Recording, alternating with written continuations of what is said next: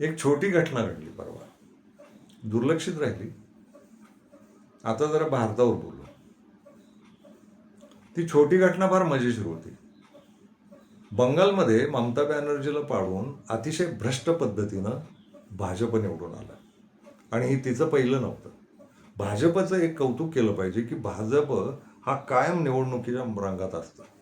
अपक्ष फार भारी आहे. हा कायम निवडणुकीच्या रंगात असतो आणि हेतू एकच आहे त्यांचं, पुन्हा पुन्हा निवडून येण्याचं. एक हाती सत्ता अख्ख्या देशात उभी करायची, सगळा देश पूर्णपणे ताब्यात घ्यायचा आणि तोंडी लोणच्यासारखा पापडासारखा लावायला विरोधी पक्ष ठेवायचा. याचं खरं कारण निवडणुकांच्या प्रचारामध्ये कुणाच्या नावानं आरडाओरडा करायचा, कुणाच्या नावानं बूड आपटायचं, तर त्याच्यासाठी विरोधी पक्ष पाहिजेत. तर विरोधी पक्ष त्या लेवलला आणून ठेवले. ती पातळी विरोधी पक्षांची ताटातल्या लोणच्यासारखी झालेली आहे. ते तेवढं जिवंत ठेवतात. बाकी भाजपनं निवडणुकांशी संबंधित जेवढ्या यंत्रणा आहेत त्या संपूर्णपणे भ्रष्ट करून टाकल्यात. निवडणूक आयोग हा भाजपचं काम करतो. भारतातली न्यायालयं भाजपचं काम करतात. भारतातले सरकारी अधिकारी भाजपचं काम करतात. भारतातली पोलीस यंत्रणा, कायदा सुव्यवस्था भाजपचं काम करते. तर ती सगळी यंत्रणा हाताळून हे दर राज्य, प्रत्येक राज्य ताब्यात घेत आहेत. त्यांचा जो कार्यक्रम आहे ना, एक निवडणूक आणि एक देश, मराठीत त्याला काहीतरी वन इलेक्शन वन नेशन असं काहीतरी म्हणतात. तो कार्यक्रमच आहे. ते एक छत्री अंमल आला पाहिजे, संपूर्ण देश ताब्यात आला पाहिजे. हीच मुळात भ्रष्ट राजकीय व्यवस्था आहे. पण ते निवडणुकीच्या रंगात असतात. त्यांनी परवा बंगालमधली निवडणूक जिंकली. थोडं भाजपचं वर्णन करायचं तर भाजप निवडणुकीच्या एका आघाडीवर लढत नाही बरं का. भाजपची नीती फार छान आहे. त्यांचा पंतप्रधान अतिशय राबायला तयार असलेल्या कर्मचाऱ्यासारखा निवडणुकीचे प्रचार करत फिरतो.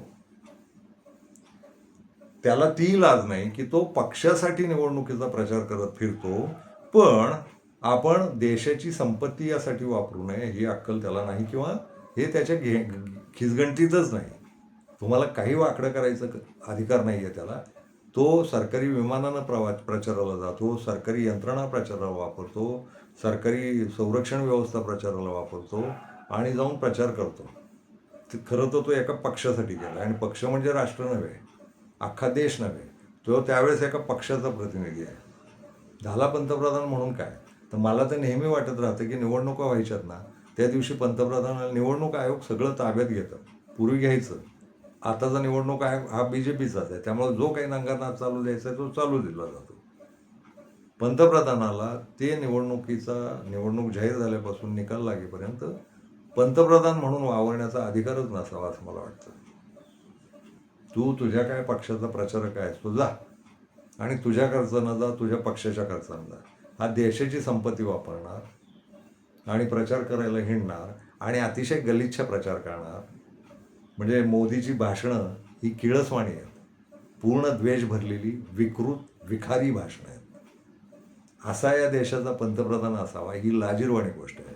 अर्थात त्याचे जे कोण भक्तगण आहेत त्यांना हे फार प्रिय आहे, पण त्या भक्तगणांनाही ते कळत नाही की याचा जो आर्थिक बांबू आहे ना, तो आपल्यालाही बसतोय. मोदी हा त्या अर्थानं कुठलं धर्माचं राजकारण करायला आलेलं नाही. धर्म वापरायचं राजकारण तो करतोय. तर मुद्द्यावर यायचं तर एक छोटी गंमत घडली. बंगालची निवडणूक कशी का होईना, तो मुद्दा राहिलाच खरं. नुसत्या EVMवर नाही भाजप थांबत. भाजप अनेक प्रयोग करतं. लोकांच्या खात्यांमध्ये पैसे टाकणं, लोकांना निवडणुकीची आचारसंहिता लागल्यावर सुद्धा लोकांच्या बँकांमध्ये पैसे टाकणं, संविधान मारलं फाट्यावर, निवडणूक आयोगाचे कायदे फाट्यावर मारले, बेधडक निर्लज्जपणे ते केलं जातं. दुसऱ्या बाजूला तळागाळात त्यांचे कार्यकर्ते पेटतात, राष्ट्रीय स्वयंसेवक संघाचे, आणि ते द्वेषानं टाळकी भणावून टाकतात. सोजा सोजा नाही तो मुसलमान आ जाएगा, ती म्हण असते.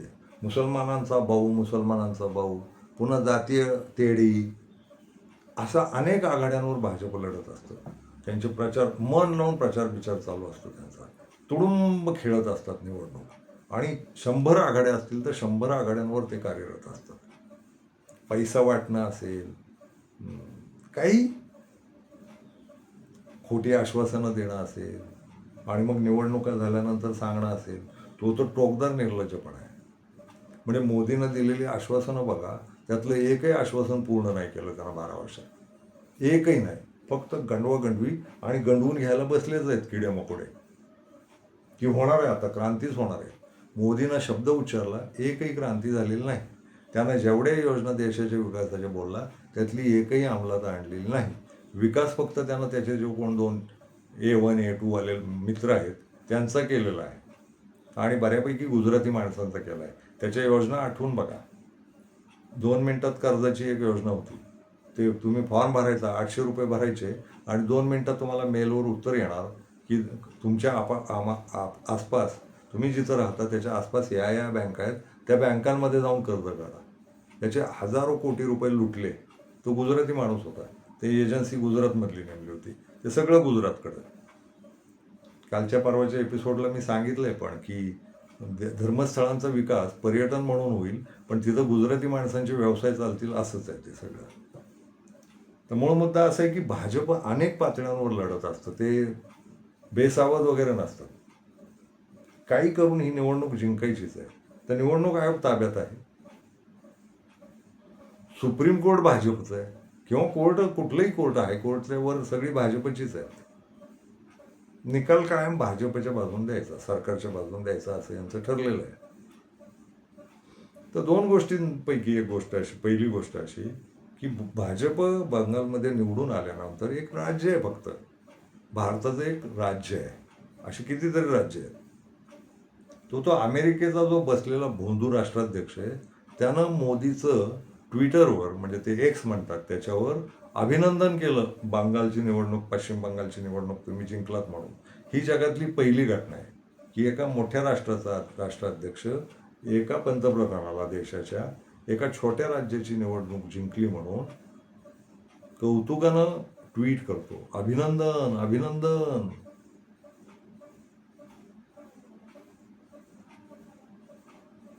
हा ट्रम्प तमिळनाडूला निवडून आलेला तो कोण विजय आहे ना, त्याचं अभिनंदन नाही करत, मोदीचं करतो.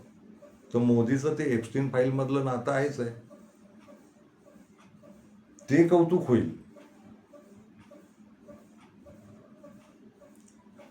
तर गंमत अशी झाली, आपल्याकडे एक संजय राऊत नावाचे एक गृहस्थ आहेत.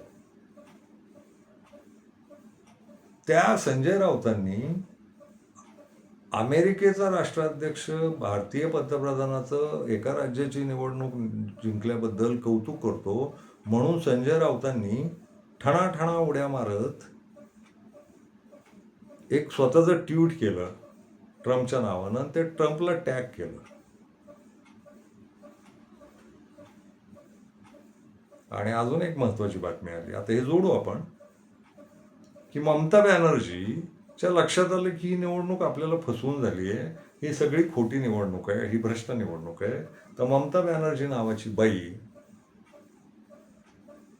ही दाद मागायला आता आंतरराष्ट्रीय न्यायालयात निघाली म्हणे की मला निवडणुकीत यांनी पाडले, खोट्या पद्धतीनं पाडले, तर आंतरराष्ट्रीय न्यायालयाने निकाल द्यावा की ही निवडणूक खोटी आहे म्हणून.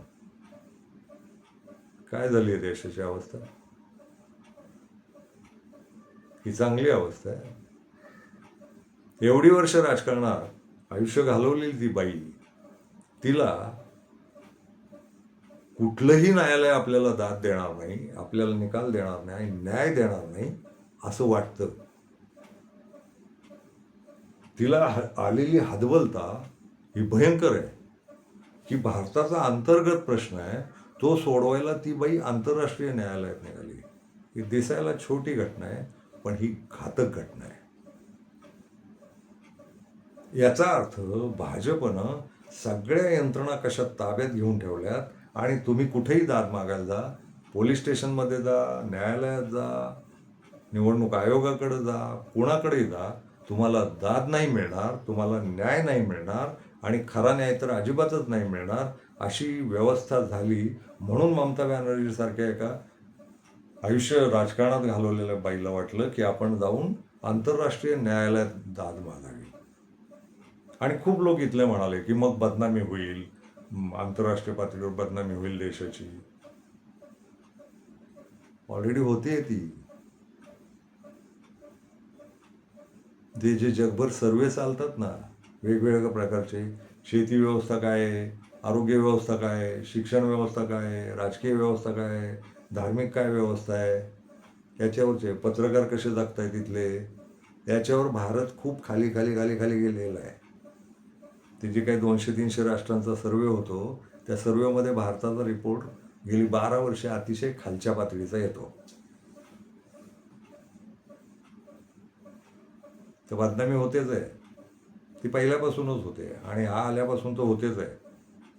12 वर्ष भारत फक्त बदनामी भोगतोय जागतिक पातळीवर. तुम्ही तुमच्या अंतर्गतच स्वतःच्याच पो असतो ना, त्या पोवात बसून स्वतःची टिमकी बडवून घेत बसा की आमचा विश्वगुरू आहे आणि भारत हा विश्वगुरू आहे आणि पंतप्रधान विश्वगुरू आहे. अजिबात नाही.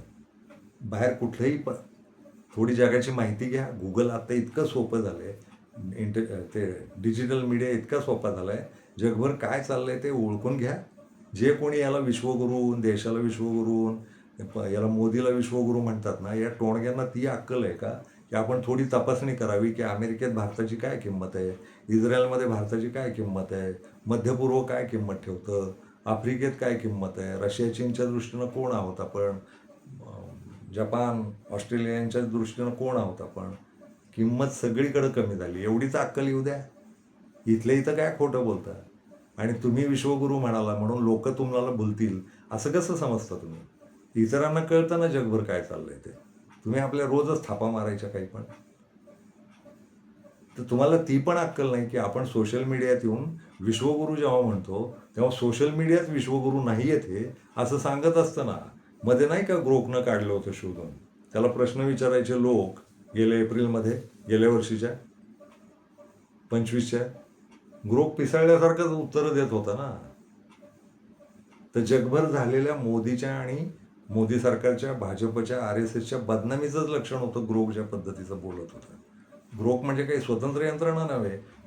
ग्रोक जगाची माहिती गोळा करून संकलित करून तुम्हाला उत्तर देतो. तर जगभरच्या माहितीत मोदी हा किती घाणेरड आहे, RSS आणि भाजप काय वाईट पद्धतीचा कारभार करतात याचंच ते संचित झालं होतं ना तिथं. सोशल मीडियातच झालं होतं. तर या भक्तांना कळतं का. तुम्ही आपल्या बडवून घ्या. कोणाला सांगायचं विश्वगुरू. मूळ मुद्दा असा आहे की ममता बॅनर्जी आंतरराष्ट्रीय कोर्टात जायला निघाली, याचा अर्थ ममता बॅनर्जीला इथं आपल्याला न्याय नाही मिळणार या देशात असं वाटतंय. याचा अर्थ असा होतो की भारताची न्यायव्यवस्था, भारताचा निवडणूक आयोग आणि भारत सरकार, भारताचं पोलीस खातं हे किती आकंठ बीजेपीत बुडालंय हे ममताबाईला लक्षात आलं आता. अर्थात मी एका व्हिडिओत आनंदच व्यक्त केला ती पडली म्हणून. याचं खरं कारण या लोकांनीच या देशाची वाट लावली. बीजेपी कुणीही नसताना ज्यांनी ज्यांनी बीजेपीला वर यायला मदत केली, आपला खांदा दिला, त्यात ही ममताताई पण आहे. आपले बाळासाहेब ठाकरे आहेत, शरद पवार आहेत, फारुख अब्दुल्ला आहेत, खूप लोक आहेत. देशातले सगळ्या प्रादेशिक पक्षांनी बीजेपी मोठा केला. बीजेपीला राष्ट्रीय पक्ष करण्यात प्रादेशिक पक्षांचं जे योगदान आहे ते इतकं अमूल्य आणि थोर आहे. आणि हे जवळजवळ 75 पासून आहे, 1975 पासून 50 वर्षे प्रादेशिक पक्ष आणि तुकडे तुकड्यांचे पक्ष भाजपला राष्ट्रीय पक्षाचा आकार द्यायला कारणीभूत ठरले, उपयोगी ठरले. आणि बीजेपी आता एवढं मोठं झाल्यानंतर, इतकं तगडं झाल्यानंतर अजगरासारखं याच पक्षांना गिळत सुटले. तर या ममताबाई त्यातच होत्या. मोदीला मोठं करण्यात ममताताईंचं योगदान खूप मोठं आहे. भाजपला मोठं करण्यात ममताताईंचं योगदान खूप मोठं आहे. ममताताई कधीही लोकशाहीवादी वागलेल्या नाहीत. कळतंय की भाजपचा RSSचा कारभार इथं हुकुमशाहीकडं, एकाधिकारशाहीकडं आणि देशाला गुलाम करण्याकडं, देशाची संपत्ती विकण्याकडं चालला आहे. देशाची संपत्ती हे अनधिकृतपणे विकतायत आंतरराष्ट्रीय जू लॉबीला किंवा आंतरराष्ट्रीय उद्योगपतींच्या लॉबीला, अमेरिकेनं इस्रायलला, आणि इस्रायल आणि अमेरिकेचं अंकित केलं आहे मोदीनं भारताला. हे ममताबाईला कळत नव्हतं का? आणि जेव्हा आत्ता पाळी आली तेव्हा 2 गोष्टी त्यांना आठवतात. एक आंतरराष्ट्रीय कोड, आणि त्या म्हणाले मी इंडिया गठबंधन भक्कम करणार. 2024च्या लोकसभेच्या निवडणुकीच्या आधी इंडिया गठबंधन भक्कमच होता. फोडाफोडीचं काम याच परमपूज्य ममता दिदींनी केलेलं आहे. त्याच्या काही बंगाली अतिशय बोगस हिंदीमध्ये ते जे काही बंगालीत बोलत असतात, हिंदीत बोलत असतात, बंगाली आवाजात, त्यात त्यांच्या घोषणा ऐका. त्या राहुल गांधीला एकटं पाडण्यात यांचंच योगदान आहे मोठं. 2024च्या निवडणुकांना ठरलं असं होतं की नितीश कुमारांना इंडिया आघाडीकडनं पंतप्रधान करू, तर या बाईनं खोडा घातला होता. अर्थात नितीश कुमारही भाजपच्या रंगात बाटलेला माणूस आहे, त्याच्यामुळे भाजप वाढलंच, आणि तर त्याच्या हाल अक्षरशः दयनीय करून टाकलेत. मुख्यमंत्री पदावरनं उचलला त्याला आणि राज्यसभेचा खासदार केला मागच्या दारानं, आणि काही लाज नाही, तेही झालं खासदार. त्याला माहिती आहे आपण काही नकार दिला तर काहीतरी भानगडी हे काढतील असणार ज्यांच्या. या एक लक्षात घ्या, भाजप ज्यांना ज्यांना धमक्या देतं ना त्यांच्या भानगडी आहेतच. महाराष्ट्रात भाजपला मदत करणारे कुठलेही पक्ष आणि देशभर भाजपला मदत करणारे पक्ष हे कुठल्या ना कुठल्या भानगडींमध्ये अडकलेलेच आहेत, त्यांचे पुढारी आणि ते. म्हणून भाजप वाढलं. त्याच्यावरही पुन्हा एक एपिसोड करूच आपण की भाजप मोदींचं कौतुक करायचं आहे मला एकदा, की मोदींमुळं या देशात काय काय सुंदर गोष्टी घडल्या हे सांगायचं आहे. पण तो वेगळा विषय आहे, तो करू. आपला मूळ विषय आहे की ती बाई आत्ता तिला अक्कल आली. हा केजरीवाल RSSनंच उभा केलेला साधं सरळ सूत्र होतं RSSचं. सत्ताधारी पक्षातही आपण आणि विरोधी पक्षातही आपण यानं राष्ट्रीय प्रतिमा राष्ट्रात सुद्धा आणि परदेशात सुद्धा बघा बघा बघा लोकशाही कशी सुंदर चालू आहे असं दाखवणंच आहे. लोकशाहीचं ढोंगच होतं, त्या ढोंगाकडे जायचंच आहे त्यांना, ते त्यांचं स्वप्नच आहे.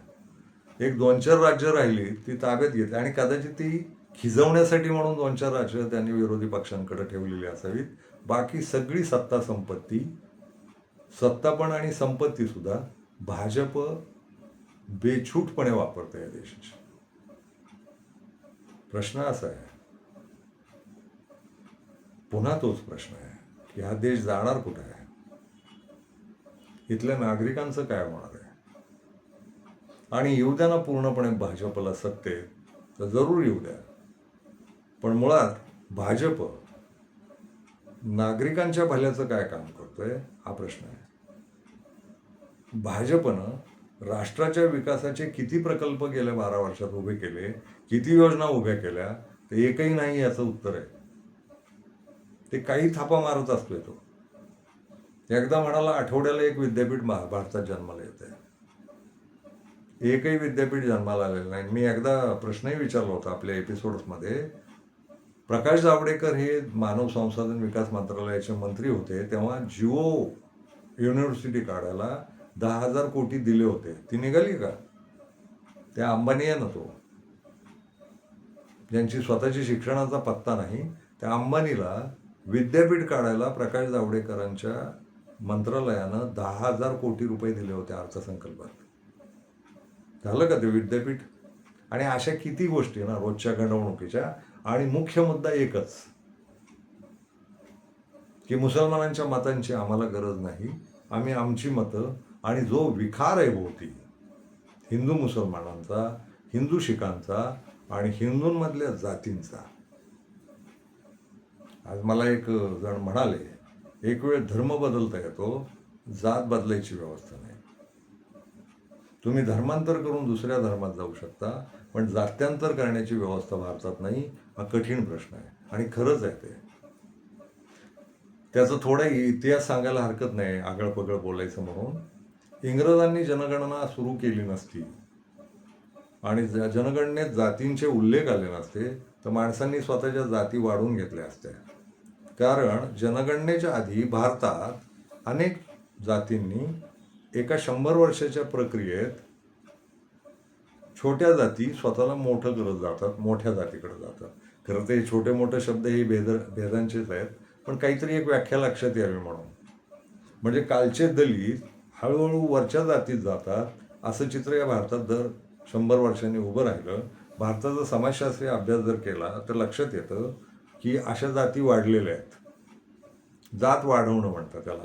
स्वतःची जात सोडून थोडं प्रदेश बदलून, नावं बदलून, असं वागत वागत आडनाव बदलून दुसऱ्या प्रदेशात जाऊन दुसऱ्या जातीत सामावून जाणं, सपातून जाणं आणि नंतर तीच जात स्वतःला लावणं, असं भारतात खूप चालायचं. इंग्रजांनी पाचर मारली, त्यांनी जनगणना सुरू केली आणि जाती कागदावर ठाम झाल्या. कारण जनगणनेचा कागद हा देशभर तुमची ओळख कायमची करतो. तुम्ही अमुक जातीच्या आहात तर तुम्हाला त्या अमुक जातीतच राहण्याची व्यवस्था जनगणनेनं केलेली आहे. तिथून जाती वाढवणं नावाची प्रक्रियानं ती थांबली भारतात. 1911 साली पहिली जनगणना झाली, त्यात जातीय जनगणना झाली. ही सोय तेव्हा बंद झाली. तर जात्यांतर करता येत नाही ही एक ही आहे. पण भाजप, राष्ट्रीय स्वयंसेवक संघ यांनी ज्या पद्धतीचे विवाद, ज्या पद्धतीचे वाद तळागाळापर्यंत लावून दिले, आणि नुसतं हिंदू मुसलमानांचं नाही आहे हे पुन्हा लक्षात घ्या. मुसलमान हिंदूंना एकवटायचा एक बागुलबुवा आहे, पण याच्याशिवाय जाती जातींमध्ये जे कलह लावून दिले देशभर, त्याचं काय करणार आहोत. यूपीमध्ये तुम्ही गेलात, उत्तर प्रदेशात, तर ठाकूर, यादव यांची भांडणं लावून दिलेली आहेत. कायस्थ वेगळे, तिथले ब्राह्मण वेगळे. महाराष्ट्रात ते उघडपणे दिसतं. भांडायला उठली नाही एकही जात, अशी एकही जात महाराष्ट्रात नाही. आणि हिंदूंच्या जातींचं बोलते, ते मुसलमानांच्या जातीचं अजून वेगळंच लक्षण आहे, त्याच्यावरही बोलू नंतर. पण हे जातीय कलह, आणि आता तर ते फार खालपर्यंत आले, ते वारकऱ्यांमध्ये कलह, द्वेष, तिरस्कार, महागाई, पैसा लुटलं जाणं. आता देशाचा प्रत्येक नागरिक कर म्हणून सरकारांना 1 रुपया कमवला तर त्यातले 95-96 पैसे सरकारला कर म्हणून देतो. उरलेले 4-5 पैसे तो बँकेत भरायला जातो. तेव्हा बँका त्या पैशावर स्वतःची सेवा म्हणून आणखी पैसे लुटत राहतात. पूर्वी तुम्हाला आठवत असेल तर बँका तुम्ही ठेवलेल्या पैशावर तुम्हाला व्याज द्यायच्या, मग खातं कुठलंही असो, ठेवी वेगळ्याच. आत्ता बँका व्याजदर तर खालीच आलेत, पण दुसऱ्या बाजूला तुम्हाला सेवा देतोय आम्ही, तर त्याचे काही ना काही रुपये आम्ही काढणारच. तुमच्याकडं शिल्लक किती आहे त्या प्रमाणात ते टक्केवारी काढून 17 रुपयापासून कितीही रुपयांपर्यंत तुमच्याकडनं सेवा म्हणून पैसे वसूल करतात. ते आत्ताची पद्धत आहे, ह्या मोदी सरकारनं शोधून दिलेली. बँकांना स्वतःची बदपहिली जगणी निभावता यावीत, आर्थिक बदपहिली जगणी, याच्यासाठी ते केलेलं आहे. पूर्वी नव्हत्या का चालत बँका, मग त्यावेळी जगल्या कशा आहे बँका. ते आत्ता तुम्ही कुठलंही बिल भरायचं असेल ऑनलाईन तर त्याचं 1-2 रुपये, 3 रुपये, 4 रुपये, 5 रुपये रक्कम जशी वाढेल तसे तुम्हाला सेवा कर द्यावा लागतो. म्हणजे फोन रिचार्ज करायचा आहे, आपलं फोनचं सर्व्हिस रिचार्ज करायची आहे, तर तुम्ही 200-250 रुपयाचं काही घेतलं तर तुम्हाला 2 रुपये पडतात. साधारणपणे एका दिवसाला आपण असं समजू की 10 कोटी लोक, भारतातले 140 कोटीपैकी 10 कोटी लोक एका दिवसाला रिचार्ज करून घेतात आणि फक्त 2च रुपये देतात. आता ज्यांचं मोठं रिचार्ज असतं त्यांना जास्ती पैसे द्यावे लागतात. 2 रुपये, 3 रुपये वसूल केले जातात ऑनलाईन व्यवहारावर. प्रश्न असा पडतो, हे जातात कुठं पैसे. आणि कोण वसूल करते? आणि आधी घेत नव्हते, आता घेतात. आणि ते कशावरही घेतात, कशाचीही बिलं भरा, त्याची तुम्हाला 2-3 रुपये काहीतरी घेतात. 200-300 रुपयाच्या आसपासच्या रकमेला 2 रुपये 3 रुपये, 10 कोटी लोकांनी समजा 2-2 रुपये दिले तर 20 कोटी रुपये रोजचं उत्पन्न झालं. दुसऱ्या दिवशी 10 कोटी, पुन्हा लोक तिसऱ्या दिवशी 10 कोटी, जवळजवळ 130 कोटींकडे मोबाईल पोहोचलेले आहेत. आणि ऑनलाईन व्यवहारही खूप लोक आलेत आता. एक नवी बातमी काल परवापासून ऐकतोय मी, लोक बँकांमधनं पैसे काढून घेतात अशी बातमी येते. खरी खोटी मला माहीत नाही, पण येत असतील तर बँकांवर लोकांचा विश्वास राहिला नाही आणि बँका आणि ग्राहक यांच्यामध्ये दऱ्या आल्यात. बँकिंग सिस्टीम पूर्णपणे वाया गेली आहे. भारतीय विमा पूर्णपणे वाया गेला आहे. विमेवाल्यांची भांडणं वेगळीच आहेत, पण भारत सरकारचा जो अधिकृत विमा आहे त्याचे पैसे सट्टा बाजारात लावत आहे. 250 लाख कोटी रुपये भारतावर कर्ज करून ठेवलंय मोदीनं. आणि काहीतरी युद्धाचे आजच काहीतरी ते म्हणे, सोनं खरेदी नका करू, खाद्यतेल कमी वापरा, पेट्रोल कमी वापरा. जास्ती कोण वापरतो? जास्त वापरायची हौस आली लोकांना. आहे का ऐपत आहे लोकांची? तुम्ही ज्यांच्याबद्दल बोलताय ते अडाणी अंबानी, त्यांची ऐपत आहे ती, बाकीच्यांची नाही राहिली. तुम्ही मध्यमवर्ग कमी केला 12 वर्षात, गरिबी खूप वाढवली 12 वर्षात. ऐपत आहे का लोकांची? आणि पुन्हा राष्ट्र के नाम संदेश काय द्यायला येतो बाबा, तर तुम्ही घाबरू नका, मी आहे असं नाही म्हणत. हा संदेश काय देतो तर अमुक करू नका, सोनं चांदी घेऊ नका, खाद्यतेल वापरू नका, पेट्रोल वापरू नका जास्ती. लोक तेल नाही पित, खाद्यतेल गरजेपुरतंच वापरतात. कोणी हौस म्हणून खाद्यतेल वापरत नाहीत. जितकं होता होईल ते कमी वापरा. आणि असे काहीतरी 9-10 सल्ले दिलेत म्हणे राष्ट्र के नाम, आणि ते सगळे असेच आहेत, तुम्ही ही सावधगिरी बाळगा. अरे मग तू काय करतो दादा? तुला जर देश चालवता येत नसेल तर तू पंतप्रधान राहतो कशाला? जा ना भाऊ. तू देश सगळा लुटू दिला, आर्थिकदृष्ट्या कोलमडवून टाकला, सगळा पैसा त्या एफटीन फाईलमधल्या तुझ्या मित्रांना दिला, या देशाची संपत्ती चौलीपावलीच्या भावात तुझ्या मित्रांना वाटल्या, ज्या तुझाही वाटा आहे असं म्हटलं जातं. तुझा पक्ष, तुझी संघटना, मातृसंघटना आणि तुझ्यासारखे काही व्यापारी लोक, हे लोक या देशाचं आर्थिक कंबरडं मोडत आहेत. म्हणजे एका बाजूला सामाजिक दुही, सामाजिक चिरफाड्या करत राहायच्या, एका बाजूला ते धर्माच्या नावानं असेल, जातीच्या नावानं असेल, प्रदेशांच्या नावानं, प्रादेशिक संप्रदायांच्या नावानं त्या शिखांना वेगळं पाडायचं चाललंय. मुसलमानांना तर वेगळं पाडून झालंच आहे, पण इथं जातींमध्ये सुद्धा मुसलमानांना आता घरच देत नाहीत लोक, हे झालंच. पण ज्या दुसऱ्या हिंदू जाती आहेत त्या जाती अंतर्गत सुद्धा कुठल्या जातीचं याला घरच देत नाहीत. आणि मुंबईला जे बसलेत गुजर मारवाडी, ते तर मराठी माणूस नावानं घरच देत नाहीत. मुसलमान राहू दे बाजूला, मराठी मुसलमान पण आहेत, ते जातच नाहीत घर मागायला. पण जे हिंदू म्हणून एकत्र राहणारे लोक आहेत ना, ते हिंदू एकमेकांच्या जाती पाहून घरं देत नाहीत एकमेकांना. कुठं आणून ठेवला भारत माझा? त्या संविधानाचं काय झालं? संविधानाचे रोजच ठासून मारतात, रोज संविधान नष्ट होणार आहे. बऱ्यापैकी गुंडाळत आला. मुस्लिम शरिया नावाचा प्रकार आहे, मुस्लिमांची शर्यत कायदे.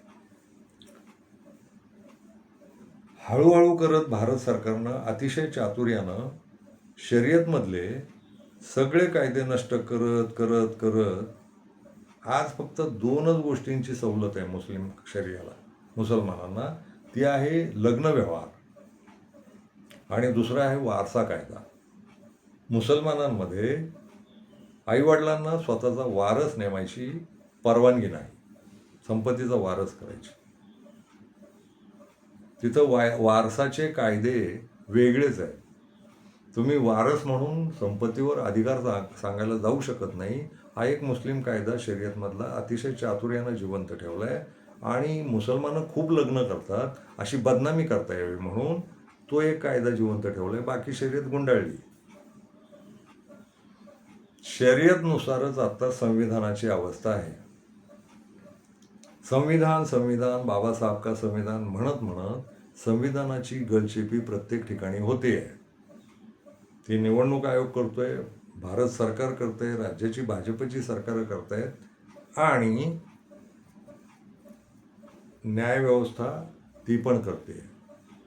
संविधानाचं रक्षण न्यायालय करतात, नाही करत आहेत. या 12 वर्षातले न्यायालयांनी दिलेले, सर्वोच्च न्यायालयानं दिलेले आणि हायकोर्टांनी, उच्च न्यायालयाने दिलेले निकाल बघा. ते सरकारला वाचवणारे, संविधान मोडणारे असेच आहेत. म्हणजे बॉम्बस्फोटातले आरोपी सोडणं, बलात्कारी सोडणं, अशा कितीतरी घटना आहेत. संविधान कसं मोडायचं आणि ते ठरलंय.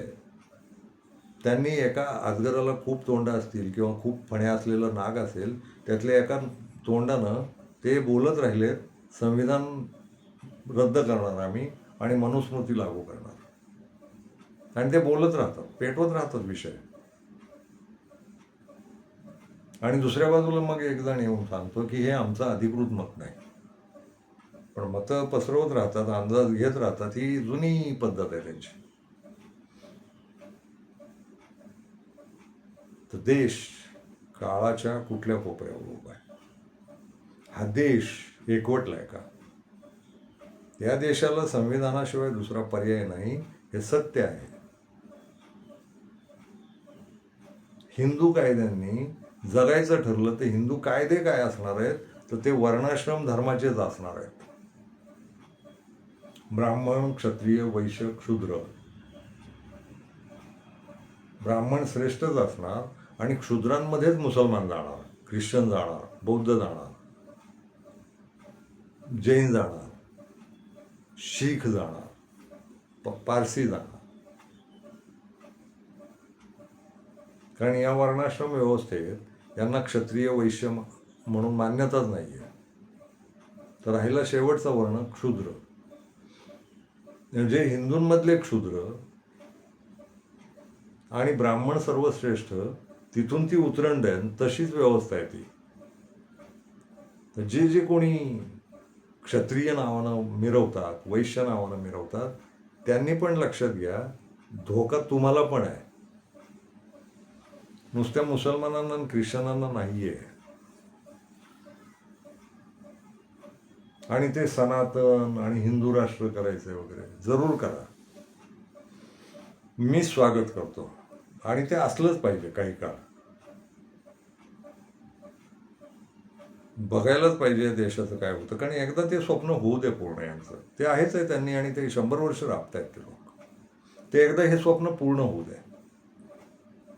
बघा एकदा काय गंमत येते ते. क्षत्रिय, वैश्य हे पाळलेल्या जनावरांसारखेच असणार ब्राह्मणांकडे. ही स्थिती आहे. आणि आता दिसतेच आहे गुलामी. हे मोदी शहाची एवढी दहशत आहे, ते ईडी वापरणं, बिडी वापरणं हे संविधानाच्या पूर्ण विरोधात आहे. आणि यांच्यावरचे गुन्हे आहेत, हे गुन्हेगार आहेत आणि तरी गुन्ह्यांमध्ये हे जात नाहीत आतमध्ये. ही संविधानाची पायमल्ली आहे. ज्यांनी ज्यांनी कोर्ट केसेसमध्ये मोदी आणि शहाला सवलती दिल्या त्या लोकांना मोठं करणं. तो गणेश कुमार संविधान ह्या दिवसा मोडतोय निवडणूक आयोग म्हणून. त्याला भीती वाटत नाहीये, काही वाटत नाही. काय उखडायचं उखडा, काय राहुल गांधी करून करून करणार. आणि विरोधी पक्ष नावाचं काही राहिलेलंच नाही. या प्रादेशिक पक्षांनी स्वतःच्या दुकानदारांना स्वतःच्या पोटं गारद भरणं, नगारे भरणं, याच्यात या देशाची लोकशाहीची एवढी वाट लावली आहे. आणि आत्ता त्याच पक्षांना भाजपनं ज्या गोत्यात आणले, त्याचा मला विकृत जरी आनंद झाला तरी विरोधी पक्ष नावाची गोष्ट संपली आहे. राहुल गांधी लढतोय हे सत्य आहे, पण राहुल गांधी यश कसं मिळवेल हा प्रश्नच आहे. कारण कुठलीही यंत्रणा राहुल गांधीच्या पाठीशी नाही आहे.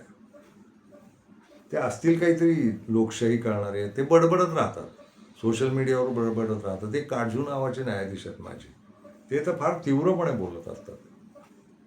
पण काजूंच्या हातात काय आहे, राहुल गांधीच्या हातात काय आहे? तर हा देश एका बाजूला चाललाय.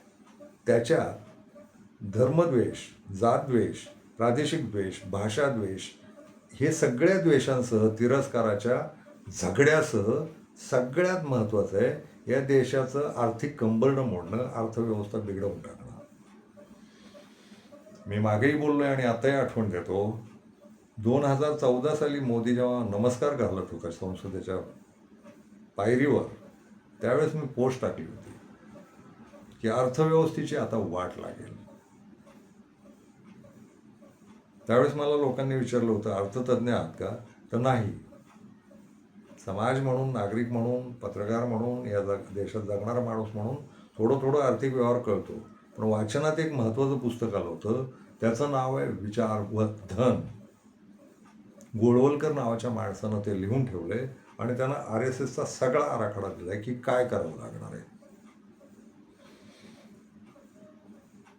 अर्थव्यवस्था कशी ताब्यात घ्यायची, म्हणजे लोक धर्मांकडे येतील आणि धर्मांकडे गेल्यानंतर वर्णाश्रम व्यवस्था निर्माण करून पुन्हा ते ब्राह्मण, वैश्य, शूद्र वगैरे ते करावं, क्षत्रिय, हे सगळं त्यात लिहिलेलं आहे. ते मी वाचलेलं होतं, तुम्हीही वाचा. ते फार 2-3 ग्रंथ वाचलेच पाहिजे, फार महत्त्वाचं आहे ते. पहिली गोष्ट म्हणजे जुनी मनुस्मृती काढून वाचली पाहिजे. मनुस्मृतीत बदल केलेले असणार नाही. जुनी आवृत्ती कुठे मिळाली तर मनुस्मृती म्हणजे काय ते अगदी पाठांतर करून वाचली पाहिजे. आणि दुसरं, गोळवलकर नावाच्या माणसानं लिहिलेली जेवढीही पुस्तकं आहेत, त्यानं खूप मजेशीर गोष्टी लिहिल्या. केरळातल्या सगळ्यांनी ब्राह्मण सोडून लग्न करायचं असेल आणि मूल जन्माला घालायचं असेल तर ते ब्राह्मणापासून त्याचं पहिलं मूल जन्माला आलं पाहिजे, हे गोळवलकरांनी लिहून ठेवलंय. त्याचं भाषण होतं मुंबई विद्यापीठातलं.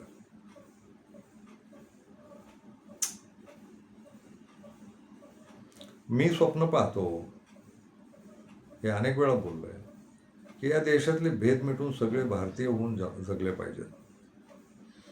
एक सावधगिरीची सूचना देतो, मुसलमानांना छळून काही होणार नाही. मुसलमान छळ स्वस्त आहेत. हिणकस पाताळावर नेऊन ठेवलंय RSSनं गेल्या 100 वर्षाच्या कष्टांनी, तर मुसलमान हिणकस जगत आहेत. हिंदूंमधल्या जातींचं काय होणार हा प्रश्न आहे. इतर मागासवर्गीय, भटकेमुक्त, आदिवासी यांचं काय होणार आहे आणि कुठल्या अवस्थेला जगवलं जाईल यांना. आणि इतर मागासवर्गीयांमध्येच क्षत्रिय यायला लागलेत आता. क्षत्रिय नावाचं काही उरलेलं नाही, पण इतर मागासवर्गीयांमध्ये या जाती आहेत. देशावर यांना राज्य करायचंय तर करायला हरकत नाही, पण या बाजूनं आणि त्यातल्या 2 गोष्टी, यांचे झगडे लावून देणं, आर्थिक लूटमार करत राहणं. आणि आर्थिक लूटमारीला मोदी आणि शहाच्या पाठिंब्याला किंवा भाजपच्या आणि RSSच्या पाठिंब्याला इस्रायली लॉबी आणि अमेरिकन लॉबी आहे. इस्रायलीच लॉबी आहे अमेरिकेतली, पण ज्यू लॉबीचे पित्ते येथे. काल परवा तर एक विचित्रच कळलं मला की भारतातल्या खेड्यापाड्यातल्या अंगणवाड्या यांचा अंतिमता पैसा रॉथशिल्ड नावाचा इंग्लंडचा ज्यू व्यापारी देतो. ते WHO कार्यक्रम राबवतात आणि WHO रॉथशिल्डच्या पैशावर चालतात. त्यामुळं अंगणवाड्यांचे कार्यक्रम हे रॉथशिल्डसाठी चालतात. सगळा डाटा गोळा केला जातो, तो डाटा त्यांच्याकडे जातो. कोण मूल काय आहे, कुठल्या स्वभावाचं आहे, काय जगतंय वगैरे, याच्यावर नोंदी, त्याचं नाव, गाव. अंगणवाडी कर्मचाऱ्यांना माहितीच नाही आपण रॉथशिल्डसाठी काम करतोय म्हणून. तो बिल गेट्स इथं कसले लशी विकतोय, घातक लशी विकतोय, घातक औषधं विकतोय, विषारी औषधं विकतोय. पहिल्या भागात म्हणाल्यासारखं सगळी अर्थव्यवस्था, सगळी आरोग्य व्यवस्था, सगळी शिक्षण व्यवस्था ही पूर्णपणे लुटारू भांडवलशाहांच्या ताब्यात आहे. आणि भारतातल्या लुटारू भांडवलशाहांचे मूळ मालक तिथं इस्रायलमध्ये, अमेरिकेत आणि इंग्लंडला बसलेले आहेत. आणि एका बाजूनं चीन भारतात घुसलेला आहे. सगळा आर्थिक व्यवहार भारताचा चीनकडे आहे. मोदी पुन्हा पुन्हा अमेरिकेला का जायचा, मुख्यमंत्री होण्याआधीपासून आणि मुख्यमंत्री झाल्यावरही चीनला का जायचा पुन्हा पुन्हा, तर चीन आणि अमेरिका मिळून मोदीला प्यादं म्हणून खेळवत आहेत आणि या देशाचा विकासच कधी व्हायला नाही पाहिजे या बाजूनं पाहतायत. भारताची लोकसंख्या ही मोठं बळ आहे असं मी म्हणालो होतो. मोठं बळ आहे म्हणजे दोन गोष्टींसाठी आहे. प्रत्येक माणूस स्वतःच्या कष्टाचे पैसे कमवतो, पैशाची निर्मिती करतो. तो पैसा तो त्याच्या कष्टानं उभा करतो. तर याचा हा पैसा याच्याकडनं काढून घेणं हे या आंतरराष्ट्रीय लुटारूंचं आणि त्यांच्या भारतात बसलेल्या सुपारी बहादरांचं मुख्य काम आहे. तर हे कष्टकरी 140 कोटी आहेत. 140 कोटी पैसे देत राहतात, पैसे जन्माला घालत राहतात. काहीच नाही तर अवयव जन्माला घालत राहतात. शारीरिक त्यांची विक्री चालते. एक विदारक बातमी आली की भारतातनं महाराष्ट्रातनं लाखो मुलं मुली कोवळ्या वयाची गायब होत आहेत. कुणीही तपास करायला तयार नाही, कुणीही तपास करत नाही. काय चाललंय ते कळत नाही. एक अंधूक बातमी मध्येच आली, एप्स्टीन फाईलमुळं ते उघडकीला आलं की कोवळी मुलं मुली घेऊन ती शारीरिक शोषणासाठी तर वापरली जातातच, पण यांच्या शरीराचं मांस खाल्लं जातं. काय जग आहे? प्रश्न असा आहे, मूळ जो मुद्दा सुरू केला होता पहिल्या भागात आपण, तो हा होता की जगात या लोकांना असं का वागावंसं वाटतं. हे जे अप्रामाणिक, भ्रष्ट, जगाला पीडा देणारे लोक, युद्ध लादणारे लोक, व्यसनं विकणारे लोक, ड्रग्ज विकणारे लोक, मानवी तस्करी करणारे लोक, जगाची खनिजं ताब्यात घेणारे लोक, जगाची शेती ताब्यात घेणारे लोक, जगाच्या जमिनी ताब्यात घेणारे लोक आणि माणसांना वापरणारे लोक, हे काय आहेत? म्हणजे माणसं मरतील हो, बळी जाणारच आहेत. या भारतात तर जात, धर्म, देव, कर्मकांड, द्वेष, तिरस्कार याच्यावर माणसं मरतातच आहेत. त्या मारणाऱ्यांना यात समाधान काय आहे? समाजात जाती जातीत भारतीय नागरिकांमध्येच वितुष्टन दाऱ्या तयार करून कसलं समाधान मिळत असेल या लोकांना, आणि का मिळवायचं? आणि त्याच्या कोण आंतरराष्ट्रीय शक्ती बसलेल्या आहेत, त्यांना काय मिळतं यातनं जगाला पीडा देऊन? गेली 600 वर्ष वसाहतवादाच्या नावाखाली जगाला पिळून पिळून नेलं यांनी, त्या युरोपियन राष्ट्रांनी. मग ते खाडी देश आहेत मधले पेट्रोल सापडलेले, त्यांना पिळत आहेत. आफ्रिकेला पिळून झालं, गुलाम. मध्यपूर्वेला पिळतायत. ते तिथल्या राजांना इतकं श्रीमंत करून टाकले की त्या राजांना संपत्तीचा काही तुटवडा राहिलेला नाही, आणि हे सगळे राजे या झायनिस्ट लॉबीचे गुलाम आहेत. दाबून पैसा तेही खात आहेत. भारताचं बळ लोकसंख्येत आहे. तर ही लोकसंख्या अशी वापरून वापरून तिचा चोथा केला जातोय. भाबडा, कदाचित मूर्ख प्रश्न तुमच्या या व्यवहारी जगात हे मूर्ख बोलणं असेल की हे जे करणारे लोक आहेत त्यांना काय मिळतं यातून. खूप पैसे आहेत, खूप पैसे आहेत, खूप पैसे, जगातली सगळी संपत्ती आहे. माणसं 2 वेळा जेवणार हो, ठीक आहे, आपण म्हणू 24 तासात 24 वेळा जेवणार, असं आयुष्यभर जेवणार 100 वर्ष, आणि एकदा मरणारच ना हो. मरण सत्य आहे ना हो. तर मरणच येणार असेल तर हे लोक एवढं छळतात का जगाला? हे जग असं का वापरलं जातं, मानवी जग? माणसंच माणसांना अशा विकृत पद्धतीनं का वापरतात? आणि हे जे भारतावर बसलेले राज्यकर्ते किंवा कुठल्याही पक्षाचे नेते, कुठल्याही पक्षाचे नेते, सगळे पक्ष, राजकीय पक्ष, हे असं का वागतायत भारतीय नागरिकांशी? जात धर्म भांडणं हीच भांडवल आहे त्यांची, आणि आर्थिक लूटमार. काय करणार एवढ्या पैशाचं? त्या अमक्या नेत्यानं 7 पिढ्यांचं कमवून ठेवलं. काय तुला काय खात्री आहे दादा 7वी पिढी कशी जगणार आहे ती? आणि 7वी पिढीला होऊ दे ना कर्तबगार. काय करतो इतक्या संपत्तीचं? तू लोकांची ओरबाडून संपत्ती दारिद्र्यात लोकांना ठेवून लोकांच्या कष्टाच्या घामाचे पैसे लुटवून मग तुमच्या मंदिर मशिदं बांधायच्या, दर्गे बांधायचे, चर्चेस बांधायचे, आणि बुद्धविहार बांधायचे, आणि जैन मंदिरं बांधायची. अब्जावधीचे खर्च होत आहेत तिथं. धर्म या देशाला लुटतायत, आणि राजकारणी या देशाला लुटतायत, उद्योगपती या देशाला लुटतायत. या धर्मकारण्यांना, या राजकारण्यांना, आणि या त्याचे कोण तिसरं नाव मी घेतलं, राजकारणी, धर्मकारणी आणि उद्योगपती काय करणार हो? माणूस आहात ना? ते हे कुठनं आलं तुमच्या डोक्यात? मानवी समाजानं ठरवलं होतं ना एकमेकांना मदत करू, एकमेकांच्या सहाय्यानं जगू. काय चाललंय हे?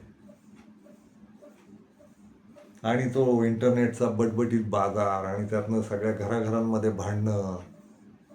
म्हणजे हे नुसतं देशाचं नाही आहे, आपण आपल्या घराचाही विचार करू. हे सगळं कुठं जाणार हा प्रश्न घराच्याही बाबतीत विचारू.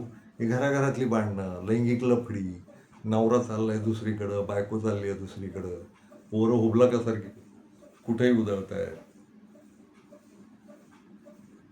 त्या नव्या पिढ्या आल्यात, त्या म्हणतात लग्न बिग्न नाही करायचंय, कोणाबरोबर झोपायचं, रोज जोडीदार बदलायचा.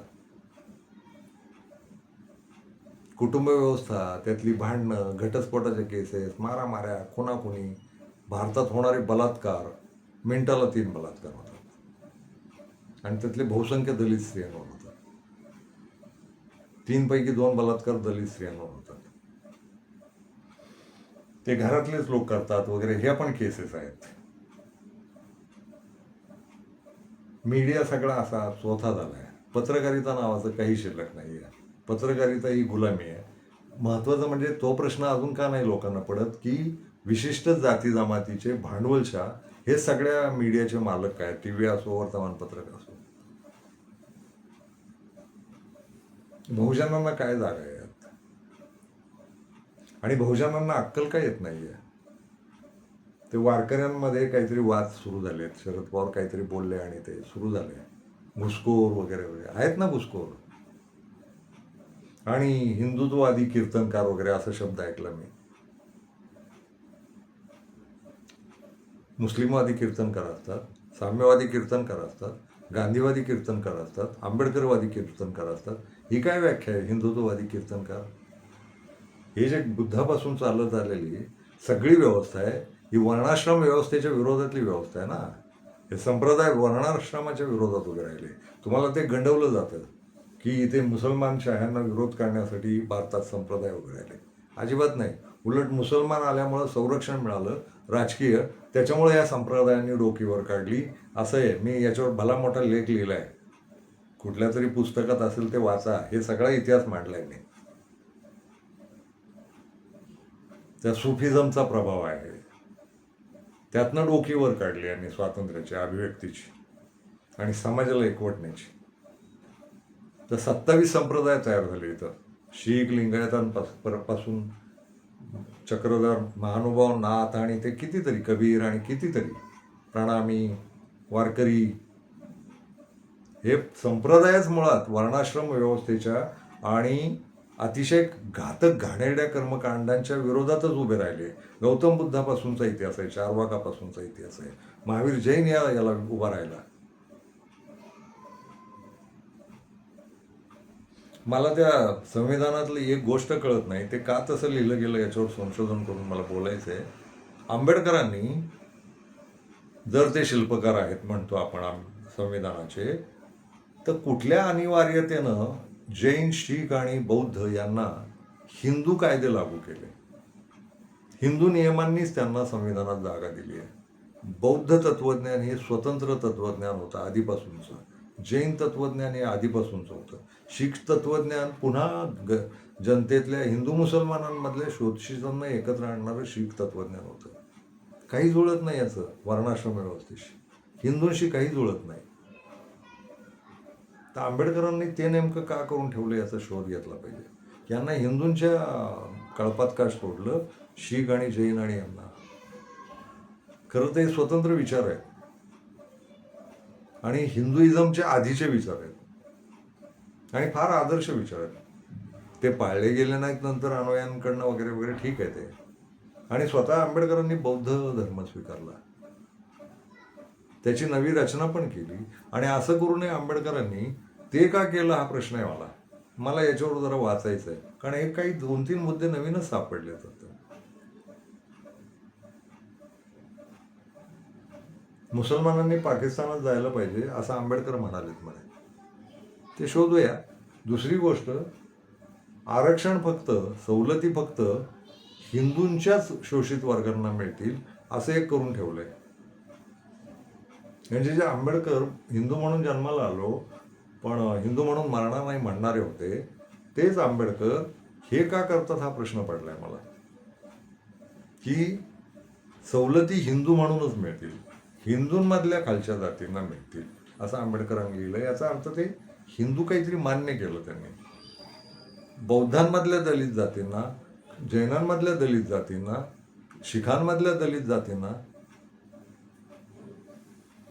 तर हा संशोधनाचा विषय आहे. तर असं सगळं बिकट आहे सगळ्या आघाड्यांवर, सगळ्या क्षेत्रांवर. सगळी क्षेत्र दुःखी आहेत, सगळी क्षेत्र कोलमडून पडली आहेत. जगण्याची सगळी क्षेत्र, कर्तबगारीची, कामाची सगळी क्षेत्र मोदी सरकारनं कोलमडून टाकली आहेत. खंक करून टाकलाय हा देश, नागरिक इथले खंक करून टाकले आहेत. आणि आता भाकीतं अशी वर्तवत आहेत की पुढच्या 2 महिन्यात आणखी बिकट परिस्थिती होणार आहे. साधा प्रश्न आहे, माणसांनी जगायचं कसं. आणि माझा मूळ प्रश्न असा आहे की या माणसांना या माणसांशी असं का वागावंसं वाटतं. विकृत, पारदर्शी, शोषून घेणं, लुटणं. ते ही माणसं आहेत की नाही. तर काळाच्या कुठल्या बिकट कोपऱ्यावर आपण उभे आहोत असा एक प्रश्न आहे. आणि मूळ प्रश्न आहे, हे सगळं जाणार कुठे आहे, होणार काय या देशाचं पुढे. कधीही इथली भांडण द्वेष मिटणार आहेत, कधी हा देश आर्थिक समृद्धीला येणार आहे, कधी हा देश आर्थिक समानतेला येणार आहे, कोण आणणार आहे. या जर यंत्रणा ताब्यात घेऊन हे सगळे पुन्हा पुन्हा निवडून येणार असतील आणि यांच्याच पद्धतीचा आर्थिक गडबड झाल्याचा कारभार करत राहणार असतील आणि परवा नसेल यांना, हिंदूंची पण नाही आणि मुसलमानांची नाही आणि कोणाचीच नाही, यांना फक्त स्वतःच्या व्यापाराची परवा आहे आणि लुटायला सीमा नाही ठेवली यांनी. आणि लुटमार पुन्हा हे आणि जागतिक लॉबी एकत्र करणार असतील तर हे वागतायत का असा प्रश्न आहेच आहे माणूस म्हणून. म्हणजे भारतीय नागरिक म्हणून का नाही जगू शकत, भारताच्या विकासाचं का नाही बोलू शकत, तो तर प्रश्न आहेच आहे. पण यातनं यांना साध्य काय करायचं. हे 140 कोटींचं भवितव्य एवढं टांगणीला का टांगलंय, लावलंय. हे पुढं जाणार कुठे. भारताचं उद्याचं चित्र काय आहे नेमकं. इथं चाललेले भ्रष्टाचार, इथं चाललेली गुन्हेगारी, इथं चाललेली पाप आणि बेछूटपणा. कोणी कोणाचं ऐकत नाही, जो तो एक उठतोय दुसऱ्यावर खवळतोच आहे. आपण असं बोललो की येतीलच ट्रोल. एकमेकांचा द्वेष, एकमेकांच्या मारामाऱ्या. हा भारत कधी होणार आहे. भारतीय माणसं कधी होणार आहेत. भारतीय माणसं एकोप्यानं कधी जगणार आहेत. भारतीय माणसांचा भ्रष्टाचार कधी संपणार आहे. भारतातला भ्रष्टाचार संपणार आहे की नाही संपणार तर का नाही संपणार आहे. कुठं जाणार आहे भारत, काय होणार आहे. तुमच्या आमच्या पिढ्या मरतील, पुढे जन्माला येणाऱ्या पिढ्या काय जगणार आहेत. हाच भारत आपण त्यांना देणार आहोत का. भारत याच कारणासाठी स्वतंत्र झाला का. गांधी आणि आंबेडकरांनी पाहिलेली जी या देशाच्या उभारणीची स्वप्न आहेत, नेहरूंनी वगैरे, त्याचं काय करणार आहोत आपण. तर ते झूट लोक होते का? कुठं नेणार आहोत भारत? आणि कोण सुखी जगणार आहे? वर्णाश्रम व्यवस्थेतले लोक सुखी जगणार आहेत? ब्राह्मणांना इथले लोक, आता जागृत झालेले लोक सुखी जगू देणार आहेत? आंबेडकरांनी जी चेतना पेटवली इथं शोषितांची, ती इतकी पेटली आता की ब्राह्मणांना त्या अर्थानं ते सत्तेत येऊ देणारच नाही आहेत पूर्णपणे. ब्राह्मणांना वर्चस्व मान्य नाही आता लोकांना. तर तो ब्राह्मण आणि इतर असा संघर्ष किती चालणार आहे? आणि जाती ज्या एकमेकांशी भांडतायत ते कुठपर्यंत चालणार आहे? धर्म एकमेकांशी भांडतात ते कुठपर्यंत चालणार आहे? कधी होणार आहे भारत? कधी पाळलं जाणार आहे संविधान पूर्णपणे? काय होणार आहे देशाचं? काय होणार तुमच्या पिढ्यांचं? पुढच्या पिढ्या जगणार कशा? ते दैववादी, धर्मवादी, जातवादी, प्रदेशवादी, भाषावादी, एकमेकांचा द्वेषवादी, तिरस्कारवादी लोकच इथं पुन्हा पुन्हा जन्माला येणार. आणि भ्रष्टवादी, भ्रष्टाचारवादी, अप्रामाणिक लोक हेच बहुसंख्येनं जन्माला येईल. एकमेकांच्या गचांड्या धरून धरून, एकमेकांना मारत मारत कुठपर्यंतचा प्रवास करणार आहे भारत? आणि या सगळ्या द्वेषातनं, या सगळ्या मारामाऱ्यातनं कोण शिल्लक राहणार आहे? कोणी त्या भ्रमात राहू नये आपली जातच मोठी होईल. शक्य नाही. कारण सगळ्या जाती एकमेकांच्या विरोधात उभ्या आहेत आणि सगळ्या जाती एकमेकांची वैगुण्य शोधतायत आणि सगळ्या एकमेकांच्या विरोधात खवळून येत आहेत. आता जाती पण एकमेकांचं ऐकणार नाही आहेत. ते जाणार कुठं? या भारताचं भविष्यात काय होणार आहे? मी म्हणत राहतो मधून मधून कमेंट करा म्हणून. करायचे असतील तर जरूर करा, मतं मांडा. आणि एक इच्छा आहे, नम्र विनंती आहे, काही सुचलं चांगलं यातनं मार्ग काढण्याचं तर जरूर बोला. खरोखरच जरूर बोला. तुम्हाला जे जे सुचतंय तर हा देश वाचवायचा प्रयत्न केला पाहिजे, हा देश उभं करण्याचा प्रयत्न केला पाहिजे, ही आशा आहे. मात्र मी माझ्या पद्धतीनं बोलतोय, प्रत्यक्ष कामही करतो. तुम्हालाही काही कामं करत असाल तर जोडून घ्या, सांगा. सगळं संपलंय असं मला नाही वाटत बरं का. विरोधी शक्ती अजून उभ्या आहेत, मरगळल्यात. त्यांच्या हातात सरकारी यंत्रणा कुठलीच राहिलेली नाही.